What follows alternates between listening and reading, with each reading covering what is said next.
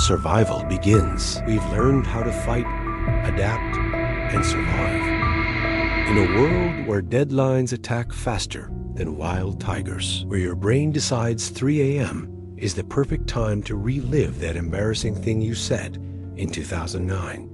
From the dawn of humanity to the horrors of open-plan offices, this is the story of stress. It kept us alive. It might just kill us. But such is the irony of this life, isn't it? This is just the beginning of our journey into the world of emotions. Victoria, would you mind? Stress is something we all deal with. That's why this topic is important to understand how to prevent it. But there are days like we get up and from first minuet, we know we feel this in our body. But why? Why I am stressed from beginning for no reason.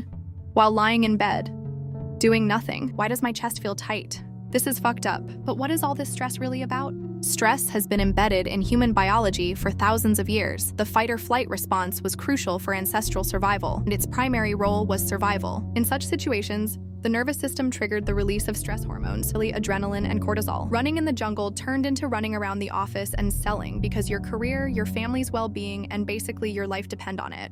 Without pressure, right? Stress is usually like, hey, you've got a deadline, let's pan. And then it leaves when you finish the thing. Anxiety's like, hey, what if you fail?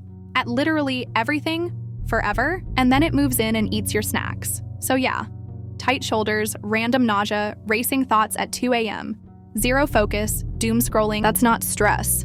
That's anxiety trying to gaslight you. Causes? Oh, you know, work, school, relationships, your phone battery dying at 3%, existential dread, and the sheer weight of being a conscious creature on a spinning rock in space. The usual. Stress is our body's natural response, a kind of built-in alarm that's meant to help us cope in difficult situations.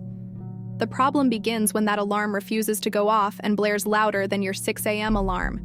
That's why it's so important to be aware of our sources of stress, because only then can we manage it, instead of letting it take over. Awareness is our instruction manual. Thanks to it, we know how to prevent burnout and the negative effects of long-term stress. And the sooner we learn to find balance, the less likely we are to end up completely burned out. In developed countries, about 60% of employees feel stressed at work. In China, that number goes up to 86%. Young people are the most stressed. Around 70% of Gen Z and millennials report high levels of workplace stress. So how can we do this effectively? Stress often begins with chaos and racing thoughts.